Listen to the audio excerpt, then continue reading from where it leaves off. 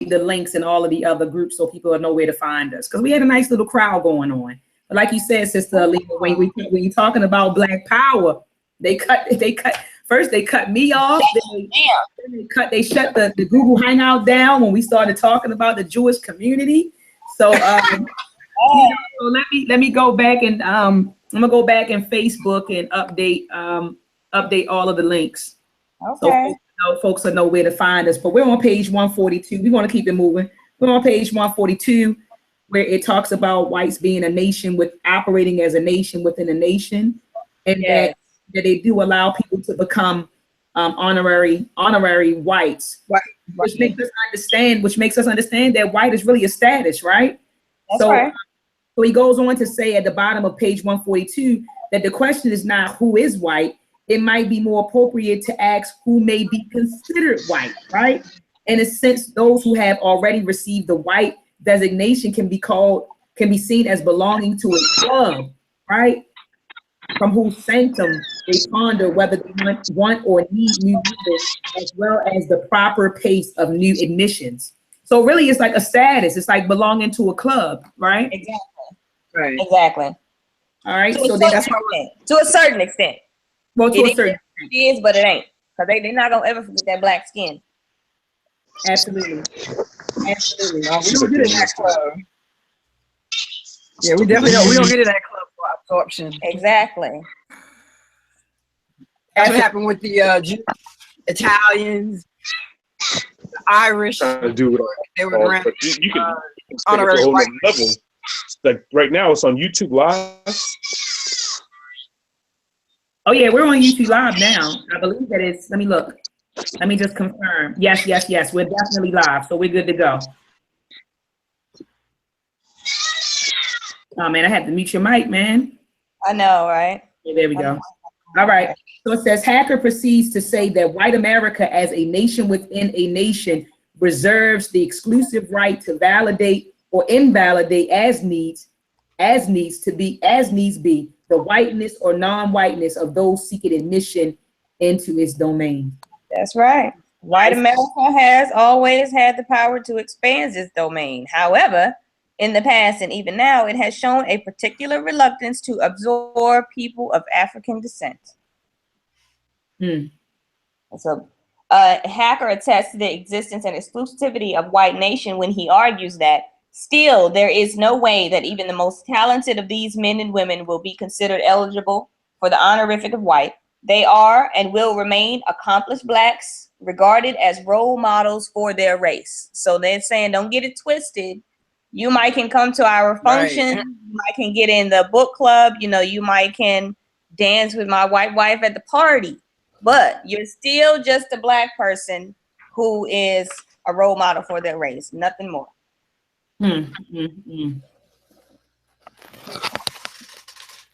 Okay, so he gets in to say that America essentially consists of three large political, economic, ethnic constituencies: the white American nation within a nation, a set of rather articulated non-white ethnic tribes, and the rather diffuse tribe of African Americans. Yep. I mean, we're on page 143 in the middle. 143. Okay, I'm a little ahead there. Okay. Third paragraph. About to be on 144. So did he already? So consists of three large political, economic, ethnic constituents. So he already defined for us the white American nation within a nation. So now he's getting ready to get into what is an articulated tribe. So an articulated tribe may be best represented by any one of the number of immigrant groups. So he said, for example, the Korean Americans, right? He's saying that this group is a group that is organized around cohesive families or kinship groups, land and communities and confederations with formal power organization extending beyond family ties. The articulate nature of these groups devolves from their high levels of group and cultural identity, group and class consciousness, racial ethnic exclusiveness, their relatively high level of intra-group cooperativeness and self-sufficiency, economic assertiveness and monopolistic business practices, their concentrated populations within an informal leadership establishment. So this described to a T, Korean Americans, also Chinese, the Indians. Yes, the Chinese, the Indians. And, even though we're talking religion, I mean, the Jewish community. I thought about the Jewish community as an articulated tribe. So moving on to page 144, he goes on to say that in the United States, any group which achieves substantial economic surplus, combined with cohesive economic political organization and distinctive group consciousness and identity, can and does exert power and influence beyond their actual numbers in the general national population. That's right. An economically enriched, articulate tribe can use its leverage to significantly influence the actions and attitudes of the dominant white American nation, and perhaps make deep inroads into its social, economic, and political infrastructure. Ultimately, some of these tribal groups may be truly assimilated into the white American nation. But the point that I want to drive home here is if you're organized and you have economic power, then you can exert power and influence beyond your group. You can exert power and influence also on the dominant white American nation if you're organized and if you have economic power. That's right. So the African American community at this point in history is essentially a diffuse tribal group. Its sense of self-identity, self-awareness, and African-centered consciousness is unstable, tenuous, and basically reactionary, meaning that its self-definition is arrived at more by default than by considered intent, more by its marginalization from and domination by the white nation than by a proactive, proud form of self-expression or self-actualization. And this spoke so much to me because that's true. A lot of us are not African until it's necessary, until we find a need. If something's going on, then it's like, oh, well, let's group together. Now we're all Africans. Now we're all Black. Other than that, it's just you do you and I do me. So I definitely thought that was very true. How we cherry pick when we want to be African centered, and we cherry pick when we want to be conscious when it's relevant, until it's time to do the D challenge. But we're not even gonna go there. But I'm just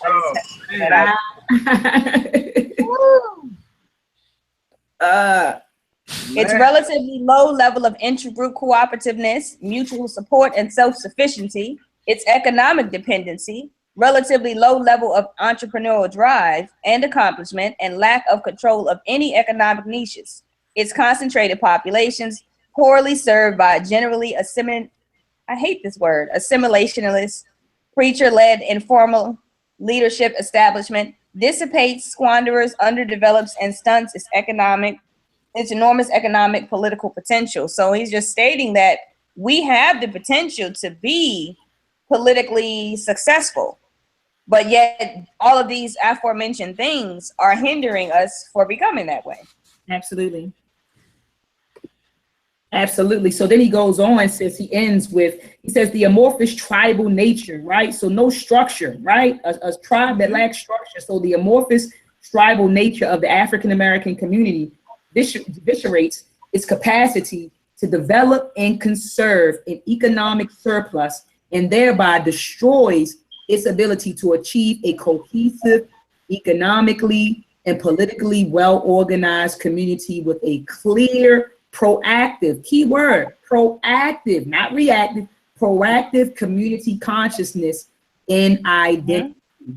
So he's saying our lack of structure, sis, our lack of structure is the cause of us being unable to even create, or like he said, achieve a cohesive, economically and politically well-organized community, right? With clear objectives, right? So this is what he's saying, that our lack of structure, our breakdown in structure. Yeah, we're right, like, let me run around with our head chopped off. Exactly. Yeah, we're not organized. We're not organized. So he says the most effective organization for the generation and delivery of Black power in the United States in the world would be a nation state organization to counter that of the white American nation state, as well as the articulated tribal organizations of other immigrant ethnic groups. So effective organization is really the key. Effective organization, not just organized, But effective organization. We're good at organizing. We're real good at that. But effectively, now that's the key word there. Effectively. The follow through. We don't have to follow through. Yes, exactly. Yes, we can start some stuff now, and it sounds so good, and everybody will be pumped and hyped, and give it a few weeks in, it has dissipated. That's right.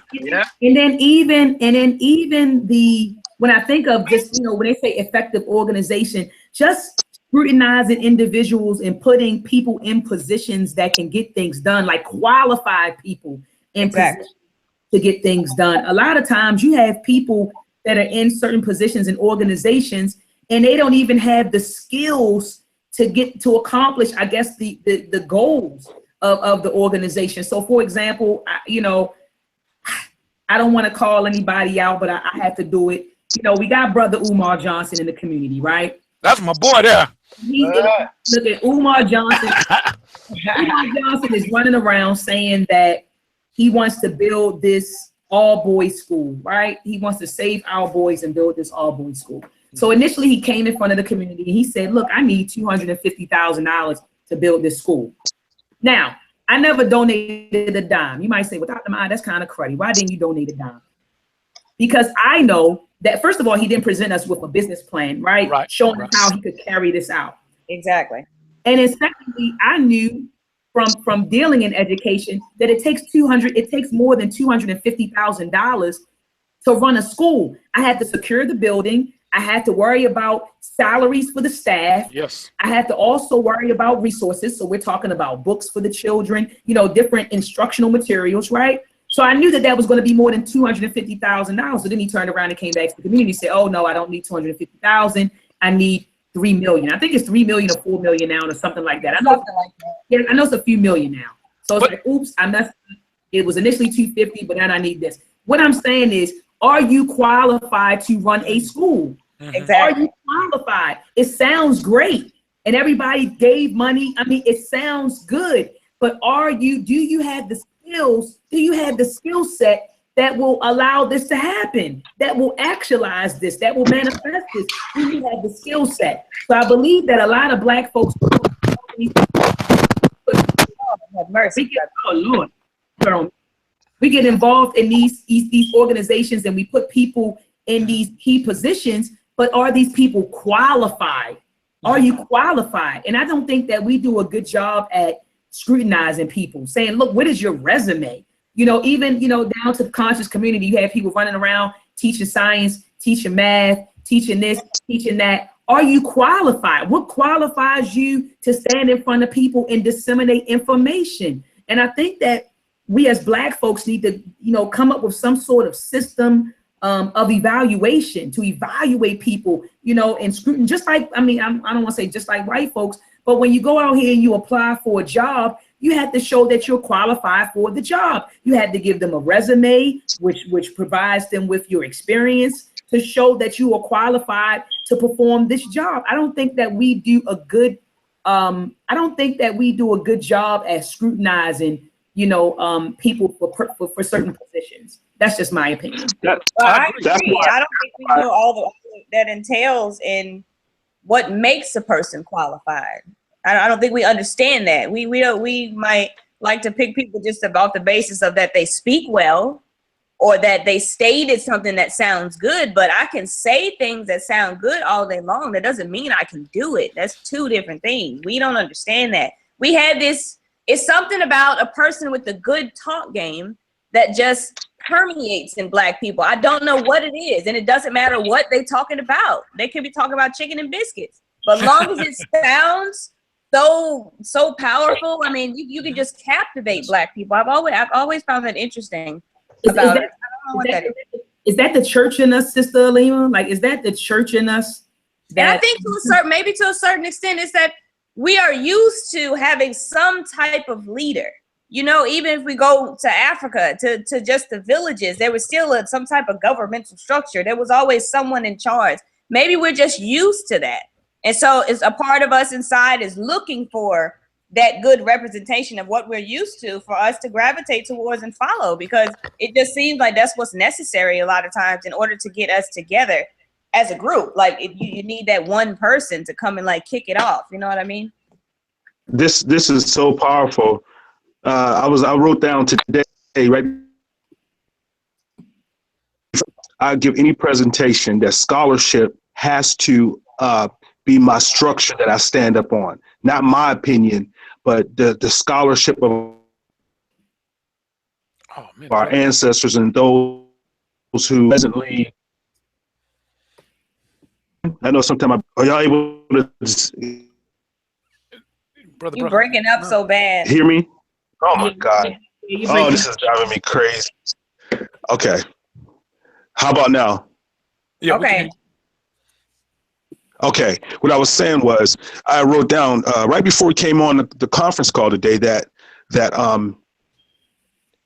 scholarship has to, for me anyway, before I give any presentation or speak out on an issue, that scholarship ought to be my foundation. Scholarship from the ancestors of those who are presently writing or in that field of my interest. Okay, you know what I'm saying? That have gained some credibility, like you're talking about. Mm-hmm. And it's sad, but that it's not being done. That's why I respect with the sister when she called out, when I sent you that video, that link, when Zaza called her out, because we need to, as a so-called conscious community, begin to govern, dominate it, through the media and whatnot.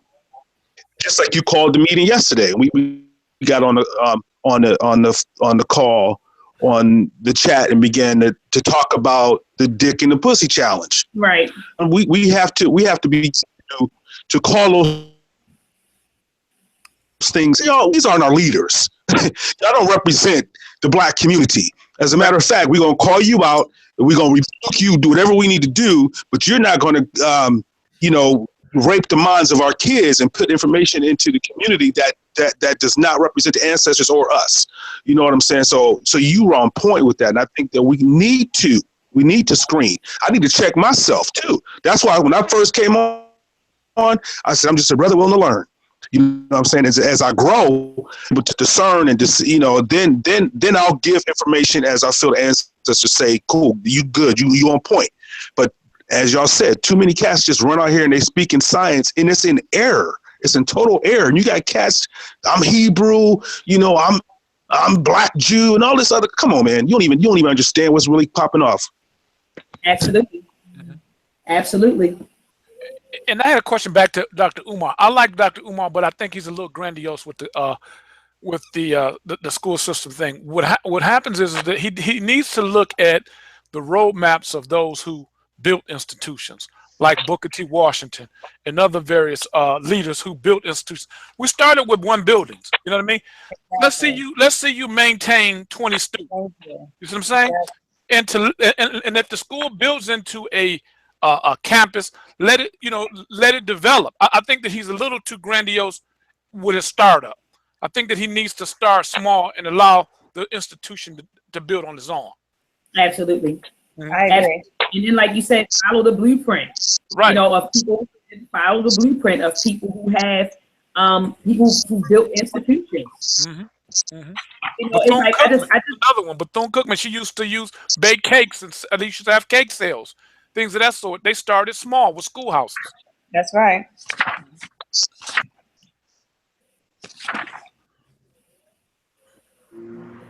Okay, cool. So, sis, moving on. It says right here, I'm on page 145. White racial and ruling class dominance requires a diffused tribal identity and organization of the Black American community, as opposed to a cohesive tribal identity and organization of its own. So it's saying in order to rule, in order to dominate, we have to be a diffused tribe, meaning we have to be an unorganized tribe, right? So then he goes on to define, it says, Wellman contends, he's defining racism. And it says that racism is a structural relationship based on the coordination of one group by another. So it's a structural relationship, all right? A structural. I thought was interesting in that is he said that the determining feature of race relations is not prejudice towards blacks, but rather the superior position of whites and the institutions, ideological as well as structural, which maintain it. So therefore, that goes for anybody. Racism, being that, like you said, it's a structure, the white elite are racist against poor whites because they are not them, you know? So it's not just about a black and white thing per se. It's more about a poor and rich thing.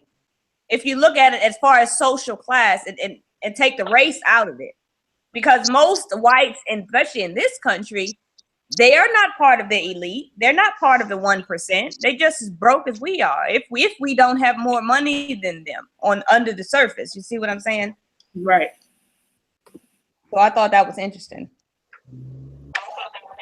Absolutely. So let's move on, sis. What do you have? Did you have the paragraph highlighted under that? Just had white race awareness reflects the feelings that though the members of the race do not all share the same class and political interests, they perceive themselves as one in their struggles against opposing or subordinate race groups. And then Dye goes on to, at the beginning of 146, to define class consciousness. And he said that class consciousness is the belief that all members of one social class have similar economic and political interests that are adverse to the interests of other classes and ought to be promoted through common action. He goes on to talk about white class consciousness. And he says that while members of the lower classes in a society may possess class awareness, the sense that they belong to the lower or low income classes as opposed to the middle and upper classes, they as a class do not always share political interests, feel collective class action is necessary, or see themselves as locked in a struggle against opposing classes. And I just want to add, sis, that it says that the white male elite, right? The white male elite who runs this country, they are a highly class, highly race conscious group of people. All right. And at the top of these group of people are the white businessmen. That's and right. I mean, I'm telling you, as soon as I saw that, I thought about Trump. I thought about why Trump was in office, right? Because at the end of the day, white businessmen, right? America is a business, and that, you know, the elite who run America are really white businessmen. Exactly. So that he goes on to say that businessmen collectively constitute the most class conscious group in the American society. As a class, they are more organized, more easily mobilized, have more facilities for communication, and are more like-minded, and are more accustomed to stand together in defense of their privileges than any other group. So then he goes on to define the ideology, right, that is projected by the white ruling elite. He says at the bottom of page 146, the ideology projected by the white ruling elite, as we should expect, is one contrived to justify and rationalize the class race status quo, and moreover designed to limit the range and acceptability of alternate ideologies and ways of thinking. Remember back in the 60s and 70s, they wanted to squash communism. They wanted to squash socialism, right? Because these are ideologies that go against the status quo, right? Right. So it says, okay, it's designed to limit the range of acceptability of alternate ideologies and ways of thinking. So we don't want to think about communism. We don't want to think about socialism, right? Because this goes against our ideology, right? So it says so that these alternatives to established arrangements appear risky and irresponsible, thereby undercutting dissent. People who are unhappy about the status quo are persuaded that any other system would be worse. So remember back then the government had us saying, oh, I don't want to be, you know, I don't believe in socialism. I don't believe in communism, right? They thought that those systems would be worse than the alleged democracy that we're under. Exactly. All right, sis, you take it from there. I'm gonna go ahead and keep on posting some links in some groups, letting people know we had some technical difficulties. Okay, so on 147, he goes over to say that the power is used not only to pursue interests, but to define interests, or the reign of interest choice, and therefore the range of class consciousness. We go on now, we're going to talk about preparing for power. So we're going to talk about how do you get ready to be in a position of power. We start with educational establishments. Of course, whoever controls whoever controls it's a quote. It was something like whoever controls the words on the page controls the thinking of the age. I can't remember who says that, but when I heard that, I just thought that was amazing because that's so true. Like whoever controls what's in the books, what's being taught, they control the masses. They go under educational establishments. Horton and Hunt, 1968. Note that each class in a society is a subculture. Each of this exhibits a characteristic set of attitudes, beliefs, values, behavioral norms, lifestyles, and interests. Ethnocentrism and the relative cohesion of ruling white classes are not coincidental. Generally, it is in the early childhood, primary and secondary educational establishments, as well as in the undergraduate, graduate, and postgraduate institutions, attended almost exclusively or predominantly by the members of the ruling elite, where they learn their roles, behaviors, and social abilities, which prepare them to wield social power. So they're saying that white educational institutions were constructed as a way to maintain their power sources generation to generation. By putting their children through these think tanks is how they are able to uphold their power. He gave some examples, of course, which are the ones that I thought of: Harvard, Yale, Princeton, and the likes. You know, people that go there, they feel they have a sense of it makes them feel powerful. You know, you ever hear about, oh, you hear someone bragging and they say, oh, my daughter's going to Princeton. You know, it's like it's a higher social order, even though it's just a college as opposed to just going to a regular college. Absolutely. And I was I was thinking about, you know, when I read this, sis, I remember interning at I was working at the Department of Defense. This was back in 2006 when I was in my second year or third year of grad school. And I remember coming across this white dude, and he told me, I said, well, what do you know, he asked me what school, of course, I went to. I said, I go to Morgan State University. And he's like, yeah, you know, he said, he was also an intern, but he was getting ready to, I believe he was going into graduate school. And he told me, he's like, yeah, I'm trying to get into Princeton or Harvard. And he said, if I don't get into any of those schools, I'm not going to college. Like, he was like, I'm not going. If I can't get into Princeton or Harvard, he said, I'm not going. And I said, you're not going? And I didn't understand at the time, sis, you know, like I knew that these were Ivy League, you know, schools, but I didn't understand that more than likely I was talking to a white kid that belonged to a certain class, and exactly going to attending any other university or college probably was beneath him, you know, because he was like, if I don't get into Princeton or Harvard, he's like, I'm not going, you know. And I looked at him, I said, what do you mean you're not going? He's like, if I don't get into Princeton or Harvard, he said, I'm not going. So at the time I didn't know, you know, I'm thinking, well, what's wrong with other schools? But I was obviously speaking to a European American kid that was a part of a particular class. And in his class, you went to Harvard or you went to Princeton, you know. That's right. And that's what that was. So like you said, sis, they have, so really it seems like Baba Amos Wilson wanted to drive home here that these white kids, they get a different education than we do. They're educated differently than we are. You know, they're not educated like Tyrone and Shanika. It's a totally different type of education that they get. So where are we? Right. Where are we, sis? So now we're going to go on down to where they start telling us about American boarding schools, which I thought that was very interesting. First and foremost, it says that at the bottom of 148 family, the preservation of privilege requires the exercise of power. And it says the people who founded American boarding schools during the time of the robber barons were far from innocent or naive about how the world worked, and deliberately chose heads who were adept at portraying the world in moral terms. The founders of the schools recognized that unless their sons and grandsons were willing to take up the struggle for the preservation of their class interests, privilege would slip from their hands of the elite, and eventually power would pass to either a competing elite or to a rising underclass. Thus, the idea of taking boys in particular away from their mothers and placing them in barracks while their personal identities were stripped away begins to make sense. These boys were meant to become soldiers for their class, and to become combat ready, they had to be made tough, loyal to each other, and ready to take command without self-doubt. So probably that guy that you had experience with, he probably went to boarding school too, sis. Right. Totally. And it was funny because I knew a few a few white boys that went to boarding school when we were younger, and now I find it interesting that they're all in politics.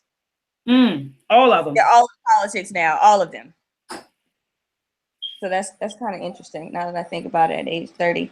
Now we go on to talk about social clubs. You know, that's white people's thing. They're social clubs, and we all know that social clubs are places where people of a certain wealth who have amassed a certain amount of wealth and power and prestige, they all meet. But they're saying that the wealth is ruled by such a small amount that the social clubs throughout the country, they said that many of the families have overlapping memberships. So everyone's members of the same club because it's such a small elite group that not that many people are able to get in. So from Nevada to New York, they may have the same members in their social clubs. I thought that was very interesting, and it spoke to how small that these dominated male elite groups really are. And of course, we know that exactly. I watched a documentary one time on the Skull and Bones done by Alex Jones. I don't know if anyone's ever saw that, but that was very weird. It was weird, but I learned a lot. But it's like, it just shows you that how far they go to maintain their power, even doing rituals and mock sacrifices and all types of things. That's interesting. If anyone hasn't seen the Skull and Bones, it's interesting documentary. What I found interesting was that Earl G. Graves' son yes. became initiated to Skull and Bones. Yes, he did. And you notice a lot of the people who went to these places, Harvard, Yale, Princeton, they're members of the Skull and Bones. Didn't they make a movie about that? I'm thinking about, is it called The Skeleton Key or something like that? You got to write Skull and Bones. It was called Skull and Bones. No, Skull and Bones documentary. Oh, the Skulls. Yeah, the Skulls was the the movie. I think I'm thinking about a movie. Yeah, The Skulls. That was real fictional. Yeah, it was. That didn't really capture it. Yeah, that didn't really capture it. It didn't. But the Skull and Bone documentary did. Yeah. So we're going to go on and talk about consumerism and individualism as the industrial instruments of white elite power. Two of the major means by which these ends are accomplished include the infusing of blacks and the lower class with the psychology of consumerism, and by indoctrinating them with the ideology of individualism.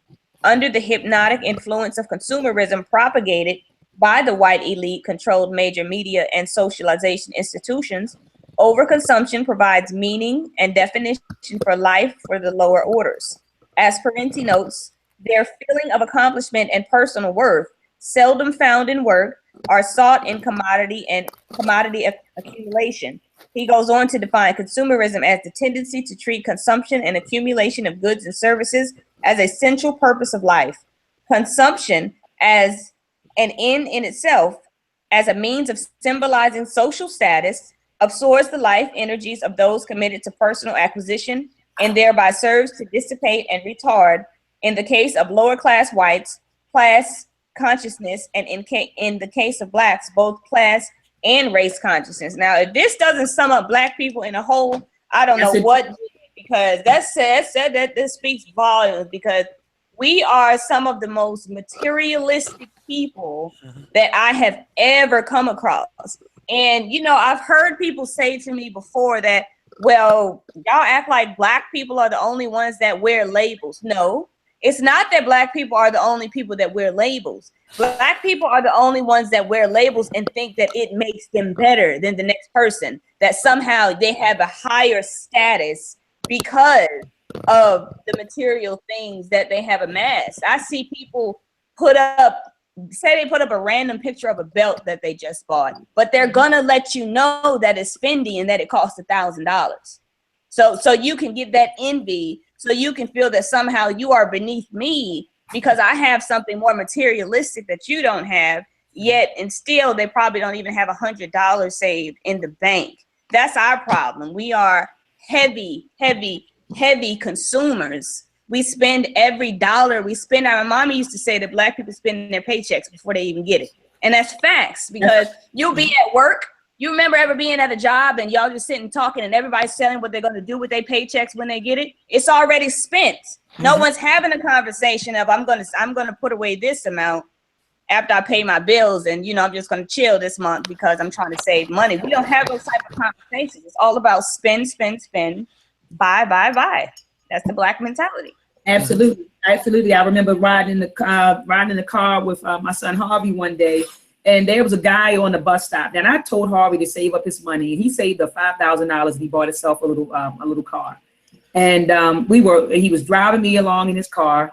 And I remember we got to a red light, sis. I looked to my right, it's a bus stop. There was a brother out there that must have had on probably $2,000 worth of clothes. I'm talking about he had on the Louis belt. He had on some Louis shoes. He had on a Louis backpack, sis. But you're on the bus stop. On the bus. And I said to my son Harvey, I said, look, you took your $5,000, you went and bought your car. Look at this right here. He has about $2,000-3,000 worth of merchandise on, and he's on the bus stop. So it really boils down to our values. And I'm getting ready to publish a paper called Reconstructing the African Value System. And I'm going to argue that Black people today, that Africans today, have been induced with values or a value system that isn't conducive to our advancement as a people. And then I'm going to talk about the value system that our ancestors had, which permitted them to thrive in their environment. And it was mostly spirituality. Of course, their values were spirituality. It wasn't materialism. You know, like when white folks came to Africa and saw us adorned in gold, I mean, they were in awe looking at the gold medals and the diamonds and the things of that nature. But, you know, we weren't, you know, we were consumed with spirituality, with understanding nature and our role in it.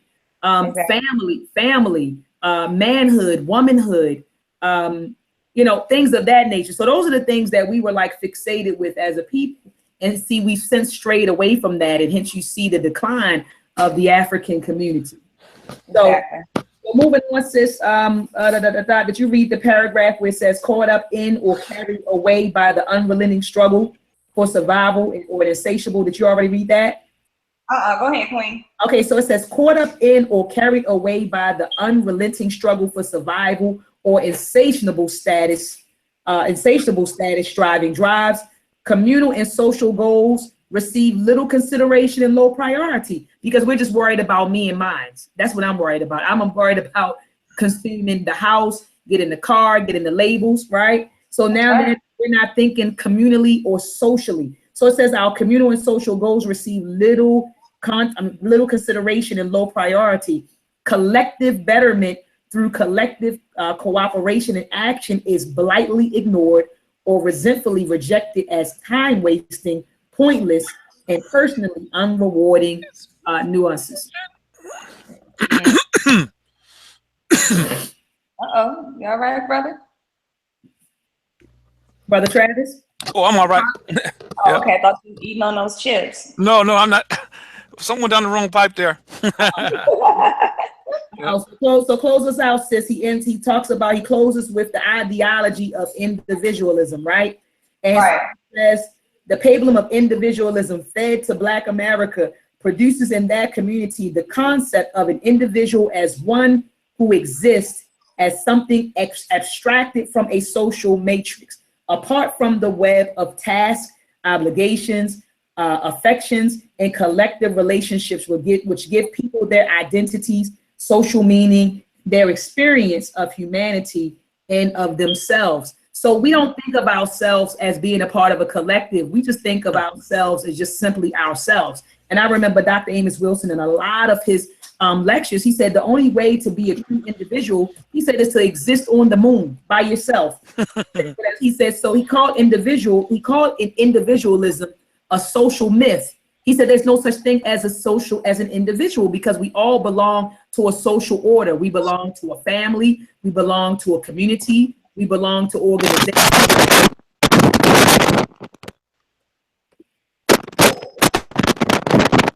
We belong to society at large, So he said there's no such thing as an individual, right? It's a social myth.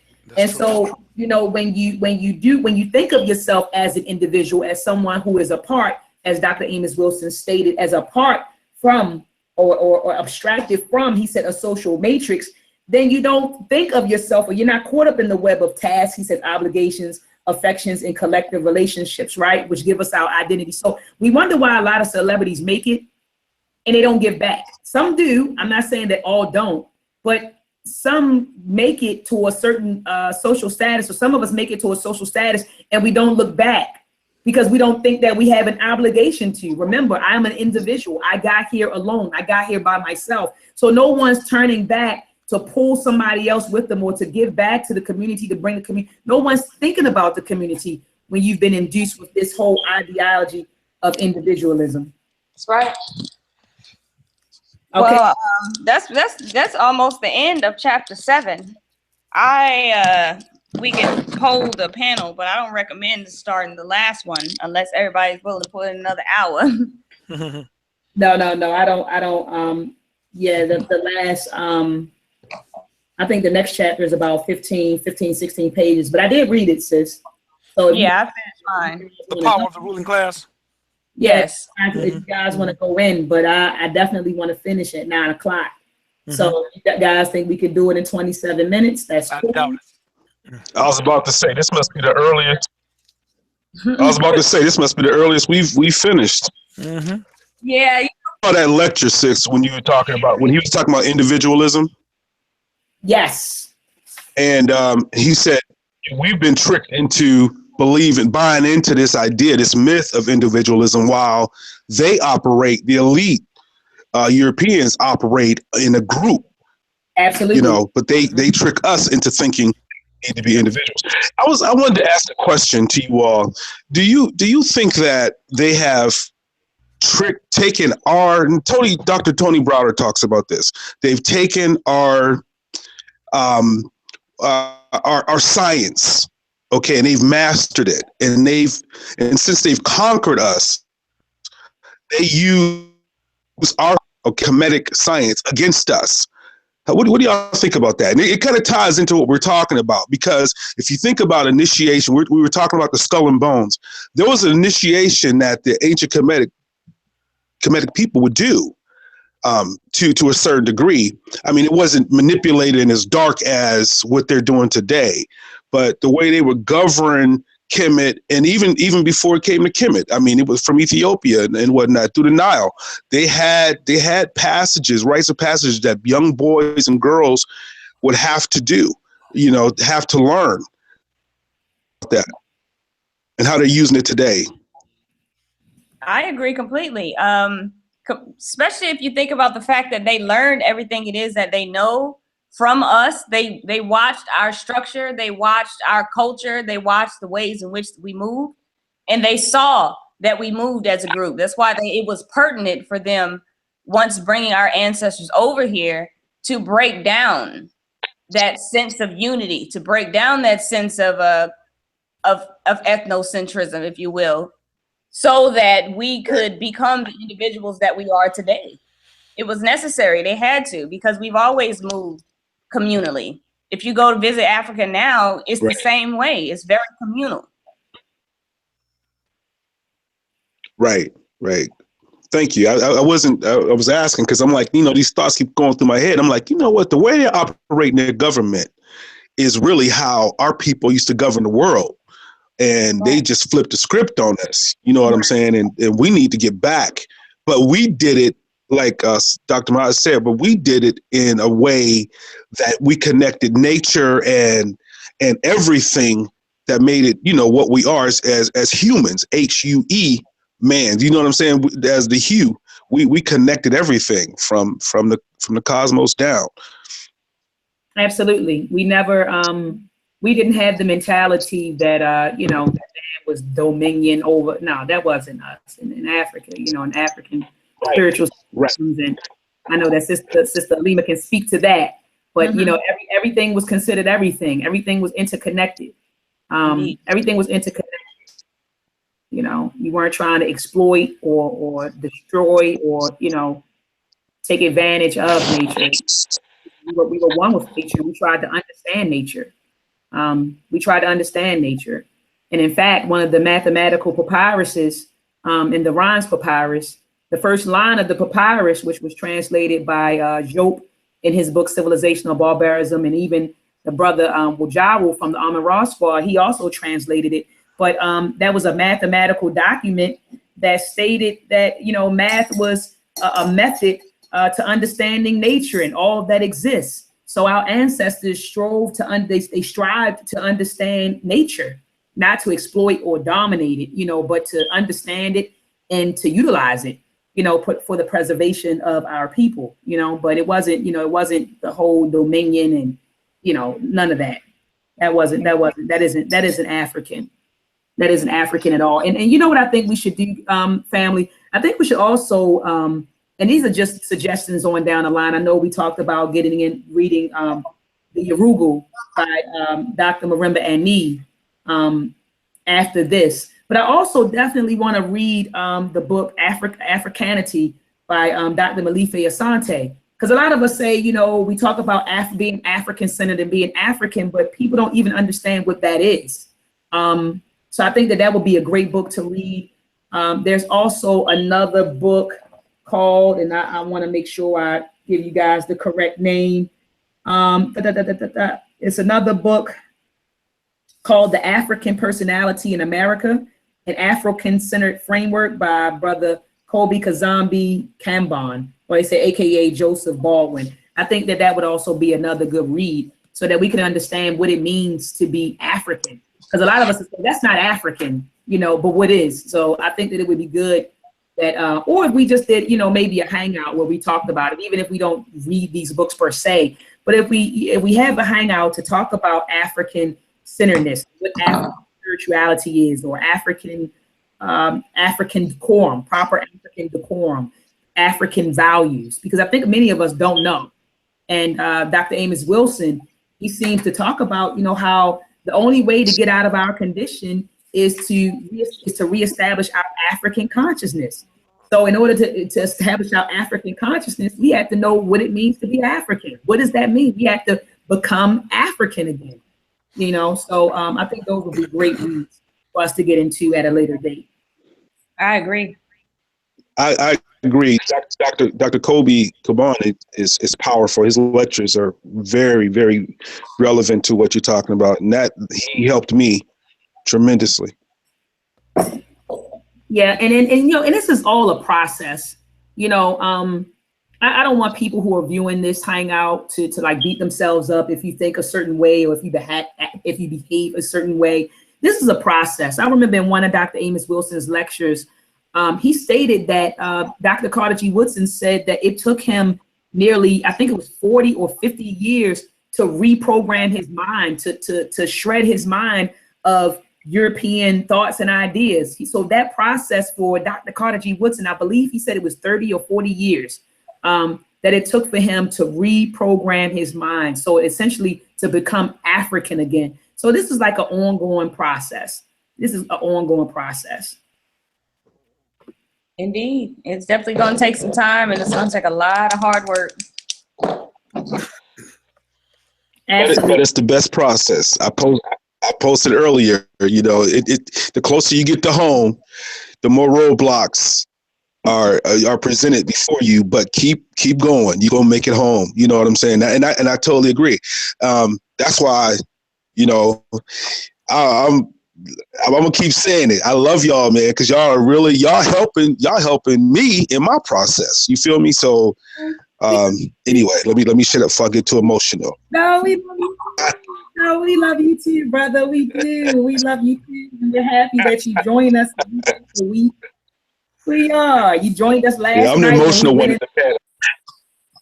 Look, we and that's okay, brother. That's all right. That's all right to be emotional. What are we on, week 6 now? Yeah, we've been going. Yeah, we've been going strong for like 6 weeks now. Yes. Knocked out chapter 7. Even though we're not gonna go through chapter 8 today, and I know that I've already read chapter 8. Please start reading chapter 9. It is a long chapter. Chapter 9. Yes, it is. Yeah, chapter 9 is like 40 pages. Yes. So even next week we will be reading. We'll be going over chapter 8. Make sure that you read chapter 9. Like I know this week I'll be reading some of chapter 9, and then the following week I'll be reading chapter 9. It's a very, very it's a very long chapter, but chapter 10 is very short. think chapter 9 is like 40 pages. Chapter 10 is maybe 5 or 6 pages. So, you know, in the span of these 2 weeks, just try to knock out chapter 9 and 10 if you've already read chapter 8. I saw in the chat room, Brother Geb, shout out to Brother Geb. He inquired about Blueprint for Black Power. He said that he wanted to purchase, I think, 2 copies. Brother, you can hit me up, or you can hit Sister Alima up on Facebook or on her website. It's Lele La Poete Speaks.com. You can go there, and sis, maybe you need to put the book up. Do you think you should like put the book in the store? So if people want I think I should. Yeah, I'm gonna do that. Yeah, throw the book in the store. Or Brother Geb, you can inbox me on Facebook. He and I, we communicate often on Facebook. My Facebook page is Deanna Bailey. You can go there and inbox me, and I can give you my PayPal information so that I can, so that you can send the funds over to me. We're selling the book for $40, but you know, I add an extra $3 on it for a shipping fee, and so it's $43. So you can send that money to Sister Alima on her website. Lele La Poete Speaks. That's L-E-L-E-L-A Poete. So that's poet with an E, speaks with an S.com. So you can go there and contact her there as well, so that you can get your copy of Blueprint for Black Power. And these are copies that have been autographed by Brother Sababu, who is the editor and publisher of Blueprint for Black Power. As many of you know, this book came out in 1998. It was published in 1998, but Dr. Amos Wilson transitioned in 1995. Mm-hmm. So it was Brother Sababu who made sure that we were able to, you know, he was the one that finished this manuscript up and got it out to the public. So we thank him for that. And he was gracious enough to autograph copies of Blueprint for Black Power for us. I think we had 18 copies, and we're down to about 7 copies at this point. So you can either contact me, Deanna Bailey, on Facebook, or contact Sister Alima through Lele La Poete Speaks.com. So that's L-E-L-E-L-A Poete. So that's poet with an E, speaks with an S.com. So you can go there as well to the website. It's a beautiful website. We need to start utilizing it more, sis, like blogging and putting up our ideas during the week. So please go there, family, and subscribe to the website. Because what we're ultimately doing, and I'm glad that we are taking this time to have this conversation, we're trying to get off Facebook. That's the bottom line. I mean, Facebook and a lot of these social media platforms, they censor what we say. And so, you know, if Black people are really sick and tired of being censored, right, and our dialogue controlled, then we need to start utilizing other platforms. But I can understand it being kind of hard, because it's like all of your friends and all of your family, they want to stay on Facebook. So it's kind of like you feel torn, you want to get off, but you're still on because you've connected with so many people. But I really feel like there needs to be a mass exodus, yes, off of these social media platforms. We have to break the control of us. Yes. Absolutely, absolutely. So that's why that's why I love, you know, what Sister Alima set up. Again, it's a beautiful website. It's like having your own Facebook. I kind of went through it and looked at it myself. You're able to blog, you're able to like comments, you're able to respond to comments. It's like having your own Facebook. So let's utilize it. I mean, the sister, she set up a beautiful website. She's paying for it. So instead of disseminating the link on Facebook, let's start disseminating the links on here, driving traffic to these websites, our own websites, where no one can censor or control what we're saying. So, you know, that's just my humble opinion, family. I totally agree. I agree, sis. That was the main basis for me making the website, because I just got tired of, number one, we're contributing, making Mark Zuckerberg, or whatever his name is, making him rich. I mean, I just don't see the purpose in continuing to do that when we have many other different platforms. There's plenty of brothers and sisters out here who have their own blog pages that we can follow and that we can comment and build with. We don't have to all just be on Facebook. Absolutely. Absolutely. I think that people do it out of habit, sis. It's habitual. Exactly. Just like with anything. I remember, everyone was trying to push this whole buy black movement, but I was telling folks, in order to buy black, we had to break brand loyalty. A lot of us are loyal to brands. We're loyal to Tide. We're loyal to Dawn. We're loyal to Scott and Charmin. So if you're saying that you truly want to buy black, then you're going to have to break brand loyalty. And one thing about us is when we like something and we're accustomed to it, we're loyal to it. And That's so right. a lot of people, you know, they stay on Facebook and Instagram and Twitter. It's familiar and your family's there and it's habitual. You know what I mean? So in order for us to get off of these platforms, that will require us to break our loyalty to Mark Zuckerberg and to your Snapchats and your IGs and your Twitters and your things of that nature. You know, and I had to do that at home. You know, like in my household, we don't use Charmin and Scott anymore. We use Freedom Paper from Freedom Paper Company. So our toilet paper, our paper towels, our tissue, even our trash bags all come from Freedom Paper Company, which is a black owned and operated company. Our laundry detergent, we order from True Laundry Detergent. Our toothbrushes, we get from Core Oil. So, you know, it was an adjustment for my family, but I'm happy that we made it. So we don't run to Walmart and all these other places and spend our money. We spend our money as much as possible with black owned and operated businesses. But that required us, again, to break our brand loyalty. We had to break our loyalty. Mm-hmm. That's right. Mm-hmm.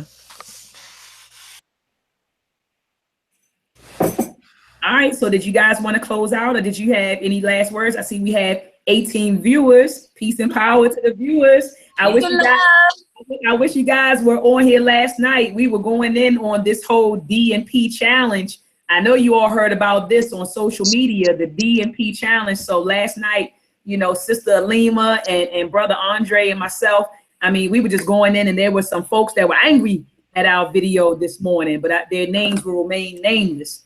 But they were angry with our video because we said that black women should be ashamed of themselves for going out here participating in a D challenge. And now the babies are on social media putting up videos about this D challenge. So let me go to the chat room real fast, sis, and see who's in here. Did you upload the video? I want to see it.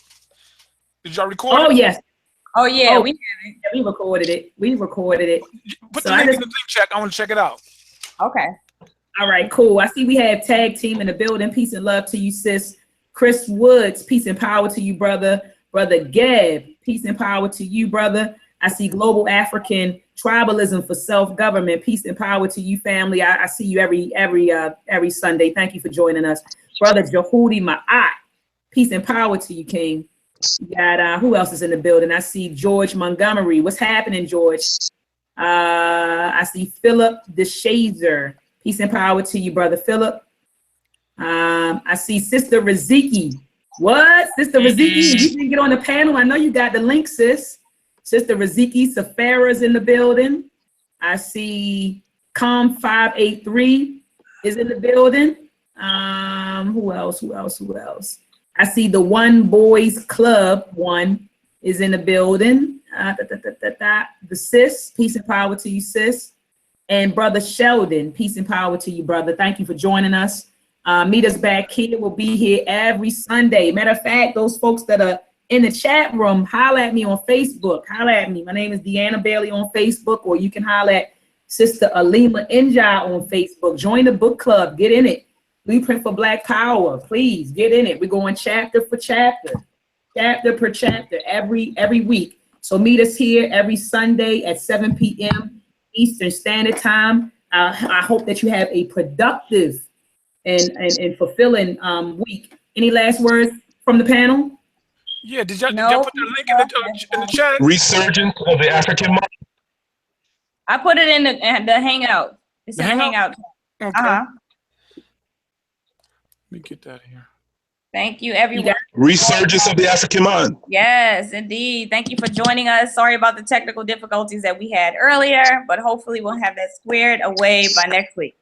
Yes, but sis, you know, we were going in on the Jewish community, so they had to. They said, cut. They cut the Hangout, sis.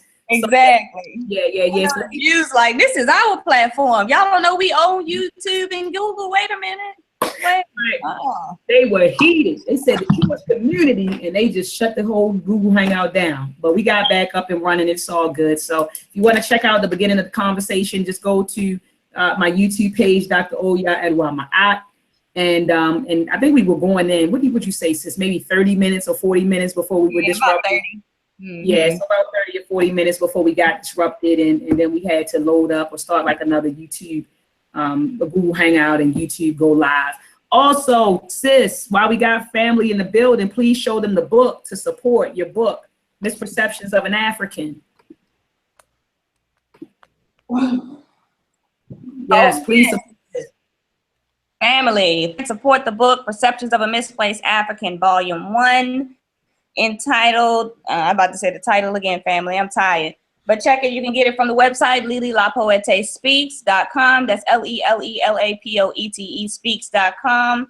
Available there, or you can get your ebook if you would like it on Kindle off of Amazon. Dr. Maat is getting her website set up right now at Anime Productions. If you haven't had Mel Track, you need to go and check out Mel Track episode 1, episode 2. Get it in, let them know, sis.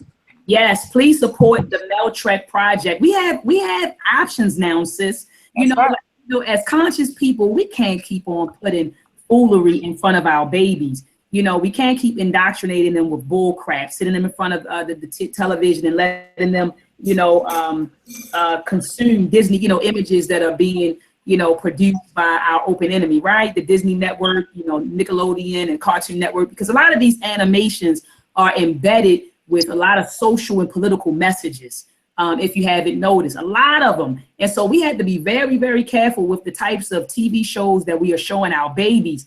But you can rest assured with Mel Trek, there is no political or social message in Mel Trek. The only thing that we're trying to push in Mel Trek is Black empowerment in Africa, Black empowerment through African consciousness, the reestablishment of African consciousness. So we have available on animeproductions.com, Mel Trek episode 1, exploring ancient Africa. The objective of this episode is to teach our babies that our history does not begin with enslavement, but with humanity and with civilization. So a group of kids, they go back in time and they explore pre-diaspora Africa, and they learn about great Black kings and queens and the resources in Africa and science and math and all of the different achievements of our ancestor. So that's Mel Trek episode 1. Mel Trek episode 2, exploring the pre-Columbian Americas, teaches our babies about the Aboriginal cultures of the Americas, right? Before Columbus. So before Columbus came, what was the state of the Americas? Were these people savages or barbaric like the Europeans purport? Or were these people, you know, civilized folks? And they were. So, you know, we teach the babies about the Mayans, the Aztecs, and the Incas. Now, we also teach the babies that there was an African presence in the Americas prior to Christopher Columbus. So I want to add this caveat, and I do this week after week. We're in this film, we're not making the claim that we are the Native Americans. What we're saying is that there was an African presence in the Americas prior to Christopher Columbus. And so we teach the babies about Abu Bakr.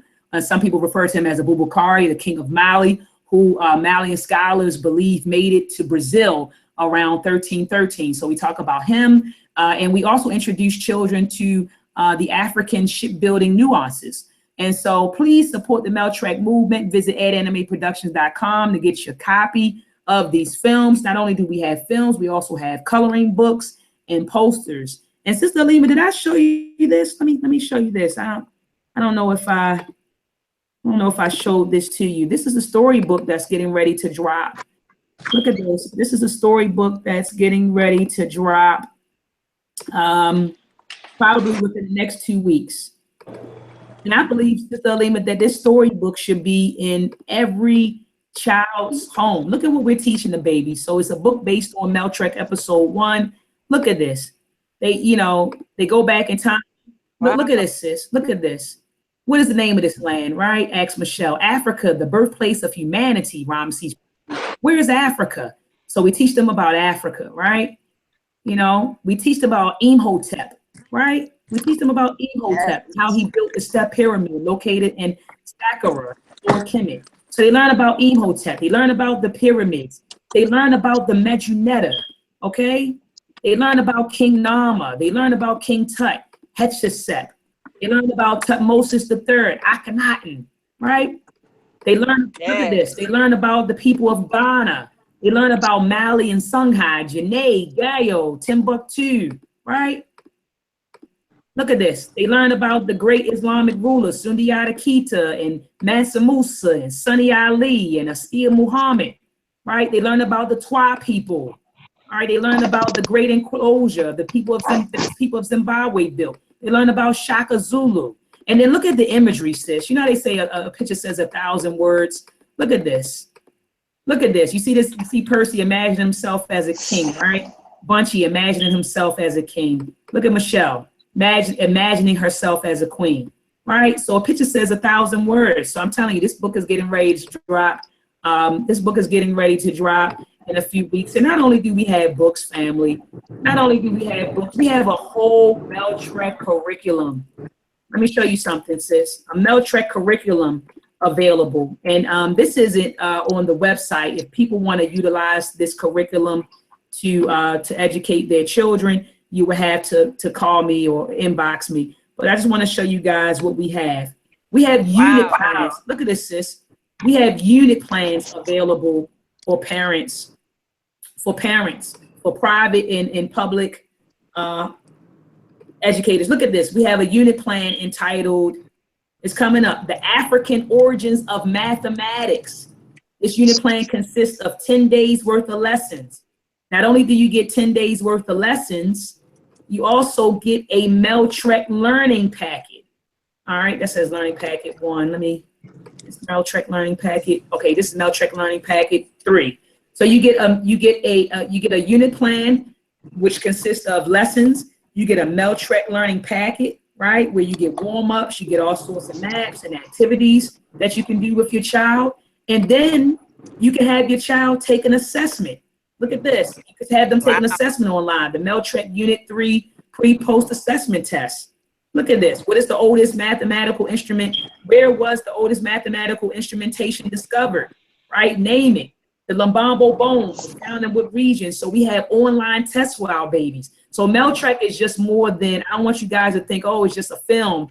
Meltrek is a whole curriculum that you can get for your child. And I believe that this curriculum will be very instrumental in reestablishing and reestablishing the African consciousness in our children. So hit me up. This is edanimation.com and please support. The curriculum is available now, sis? Yes, I can actually send that over to you, sis. So I have the curriculum available. I can send you the links for the pre and post assessments. And a lot of it is built on the content that we deliver in the film. So, you know, it's just, to me, I just felt like it wasn't enough to just give our babies a film and have them watch that for like 20 minutes. Okay, after the film, then what? We want to make sure that this information is ingrained in the minds of our children. So they get a film, they get a coloring and activity book, they get a storybook, right? And it's going to be an audio storybook, by the way, so you don't even have to read it to your children. Just buy it, download the MP3 and let them play it, and we'll read the story to your child. Okay, so they get a film, they get a coloring activity book, they get a storybook, and you can sit down with your children and go through an actual curriculum with your child. So to me, that will reinforce the content that we deliver, that will reinforce and ingrain the content that we disseminate in the film. And so, yeah, thank you so much, sis. Thank you so much, sis. Thank you so much. So I know I rambled on. Tell them where to find you, Brother Andre and Sister Camille.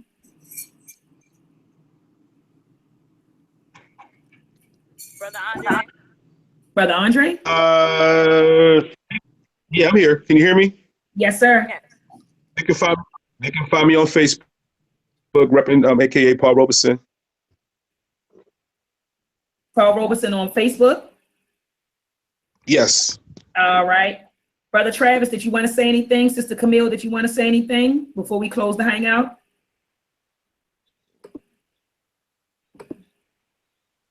Okay, so I guess they must have walked away from the from the hangout. Right. Brother Travis. I just want to say peace to the family. Learned a lot tonight, and I can't wait to get in that chapter 9. I just went through looking at that chapter 9. This is going to be a heavy chapter. Yeah, it might take 2 weeks to get through this. What do you think? Yeah, I'm thinking 40 pages. Yeah. Mm-hmm. Probably so. I agree, brother. It's not going to get done one day. Right. Yeah, so we'll probably go over chapter 8 next week. We'll go over chapter 8 next week, and then we'll do 2 chapters. We'll spend 2 weeks on chapter 9. Okay, if we have good timing with chapter 8, we can start chapter 9 if we have good timing. Okay, I'm with it. I'm definitely with it. Definitely with it. All right. And so, all right. So I don't have anything left, but I just want to wish everybody a peaceful and productive week. Please support us. Support Sister Alima. Go to the website, subscribe. Purchase the Perceptions of a Misplaced African. Go to adanimeproductions.com or go to Google, type in Meltrek, support the Meltrek project. So a lot of brothers and sisters are doing great things in the community, but we have to support each other. Black empowerment, Black power. I hear a lot of folks screaming Black power from their keyboards only, sis, but we got to start supporting each other. That's right. Black empowerment is movement. Black power is movement. It's movement. It's movement. And so we got to start. What you say, sis? Oh, Lafayette. Sis said Lafayette. All right, family. So we can live in Atlanta. It's so much spirituality here. I just love it. Yeah, I got to get down there, sis. I'll be down there for the Black Power Awards coming up. I'm thinking about relocating down there. Oh, nice. I used to live in Atlanta in 88, 89. I lived down there for a while. I loved it. I should have stayed. Called myself in love, moved to Savannah, went to college down there, and then came back to Detroit. I should have went back to Atlanta. Yeah, me and my queen moved to Savannah, and I finished up school down there. But Atlanta has got a lot of consciousness down there. I definitely thinking about moving back. Yeah, it does. It reminds me of New York. Uh-oh, Sister Camille back. Hey, yeah, something's going on here. What's going on, sis? All right, I was there. I was listening the whole time. Every time I said something, y'all couldn't hear me. No, we couldn't. Yeah, you were gone. Back. So tell the people where to find you, Sister Camille. Tell them where to find you, sis. You can find me at Camille Gaynor Jones, page 3. You can find me on Twitter at Real Drumette, Instagram Drumette, and my website, CamilleGaynorJones.com. You can check out my instructional DVD for drummers, The Adventures of Drumette, and my latest CD entitled A Girl from Queens. All right now, Queens in the building. Sister Lily, you from New York? Yeah, I'm from Jamaica, Queens. You from Jamaica? I'm from Jamaica, Queens too, sis. Oh, shit now. How long you been in Atlanta? I've been in Atlanta for about a year, but I came from North Carolina. I was in Greenville, North Carolina. I used to live in Charlotte. Oh, yeah. Okay. Hey, Sister Camille, before we hang up, quick question, sis, because we went in on this D challenge yesterday. What's your thoughts on this D challenge that's going around? I gotta catch up because I was playing the show when I saw the notification that y'all was going online, but I was playing, so I couldn't, I didn't get a chance to check it out, and I've been hearing bits and pieces of it, so I gotta really, but if it's something like trashy and tacky, I'm not with it. Yeah, it is. It's definitely trashy and tacky. It's you got a bunch of celebrities. It was a Cardi B.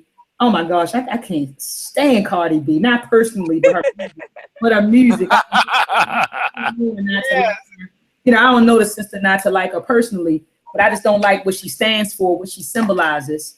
And she had a she started this challenge called For the D, what she would do for the D, the dick. And so and now you had a lot of black celebrities. They're doing a challenge. You had Gabriel Union, Sanaa Lathan, Keke Palmer, Erykah Badu, Renee Hall, Issa, what's her name, Sister Alima? Issa Rae. Okay. Rae. Yeah, so you have a lot of celebrities that are participating in this big challenge. So they're talking about things that he would do for the D, right? I can believe Sanaa Lathan. That doesn't seem like her. She seemed more kind of conservative. Yeah, she was. It was terrible. It was terrible. I couldn't believe her. She just seemed more, conservative. Yeah. Yeah. No. She was on there and in the camera and doing all that. I saw it. Yeah, I saw it. Terrible. Zaza, I think Zaza Ali spoke on that. Yes, she did. She had a lecture or something. She spoke on that. Absolutely. Yes, she did, and I'm proud of that sister for speaking up. She was saying we got to do better. As patriarchs in the community, we have to present ourselves. She said with a certain etiquette, and that's true. As a matriarch, you have to present yourself as a certain etiquette, regardless of where you are and who you are. You have this. Our babies are watching us. Our children are watching us. Our daughters, our sons are watching us. And so you got your mom on, Erica Badu has 3 babies, 3 kids. So you have your mom on YouTube saying what she would do for you. Yeah, that's a little foul. Wow. It's terrible. It's distasteful. It isn't classy. It's classless. It's terrible.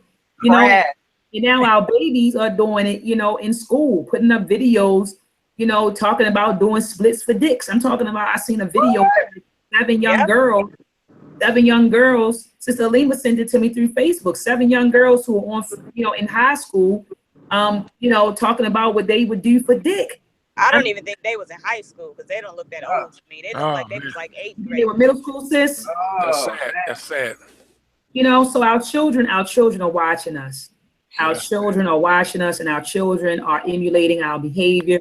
So, and when I say our children, I'm not just talking about your biological children or my biological children. Our babies, as a collective, as a whole, they are watching us. So we have to be mindful of our actions.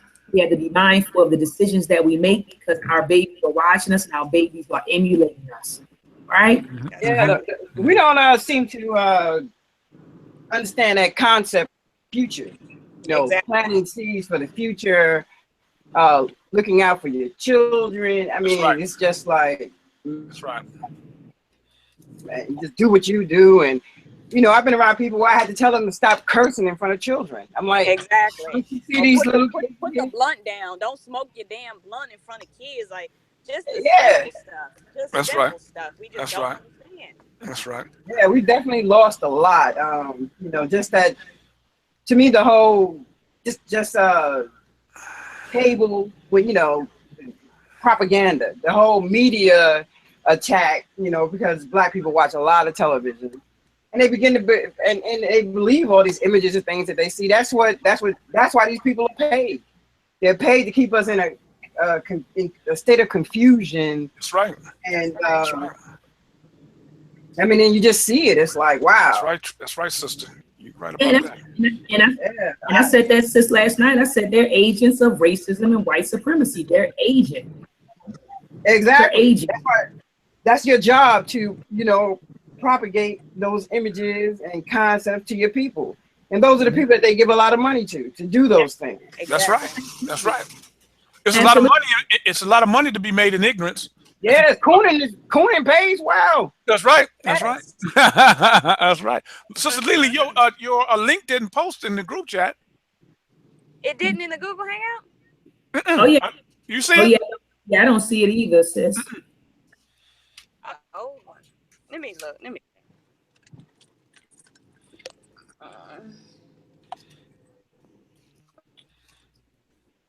I see Brother Sean P just joined us. I always mess up his name. Ini Harit Kafani. I think it's Ini Harit Kafani. I always mess it up. Hotep, brother, how are you? I see that he just joined us. And then look, him and Brother Jehudi Ma'at there, and they're speaking to Medjunetta. I think it says Hotep, brother. I think it says Hotep, brother, I'm good. Hotep, I don't know. Now, Lord have mercy. I'm looking at it. I can't read it. But now the brothers are going back and forth, speaking to each other in the Medjunetta.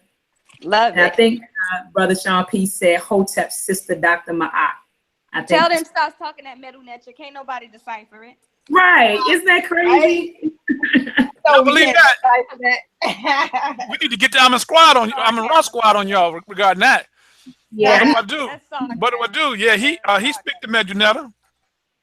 I need to holler at Brother Wujaru. I know that he Wujaru, that's the name. Yeah, Brother Wujaru. He told me that if I give him a couple of months, he'll have me deciphering it, have me speaking to Medjunetta. So I got he's going to start up a class. I'll be part of that class that he's going to start up. When is he going to start the double classes one day? Well, they got a building now. Yeah. They got a new building. They're getting ready to teach classes. That's why I said I'm going to definitely get down there to Atlanta. They him and Brother Onk they got a building in outside of Atlanta, about 20, 30 minutes outside of Atlanta. They just purchased a building. Well, rented out a building. Yes, I heard about that in conjunction with someone named Black Dot. Yeah, Brother Black Dot. I'm familiar with Black Dot. Yes, I heard it's the Black Dot bookstore and Armin Ross Squad Cultural Center. But I'm talking about getting in Mujawa's class online. Yeah. I know that he online classes to teach. He teaches that online. And also Sister Ricketti, who was the head of all of it. Really, everybody come from under Sister Ricketti Ammon. That's the sister who taught everybody. Yeah, she's the head. She's the honcho there. She teaches class online also. She's supposed to be the one who's killing. And here in Detroit, Baba Bonacci, because he's one of the students of hers. He teaches also. Absolutely. So I got to get my metadata together. So I don't have anything left, family. I mean, I just, getting ready to close on out. We'll be here next week, 7 p.m. Eastern Standard Time to discuss Chapter 8 of Blueprint for Black Power. I feel like with Chapter 7, I mean, Dr. Amos Wilson is letting you know who controls America and how. And we'll continue to have this conversation next week. I believe that Chapter 7 and 8 is dedicated to that. Who controls America and how? How do they control America? And we learned in Chapter 7 that America is controlled by white male elitists, and that at the top of these white male elitists within that group, or the top of that group, are white businessmen. So that's what we learned in Chapter 7. We also learned in Chapter 7 that the wealth or the affluent Americans are the ones who prosper or benefit the most through federal entitlements. So the wealthy class of America, they have some sort of Dr. Amos Wilson calls it a welfareism with the government. So they benefit more from federal entitlements than we do. They get billions of dollars, dumped into their communities each year. In fact, Brother T, when he was online, he said that Obama gave the Jewish community, 15 billion or 13 billion or something like that.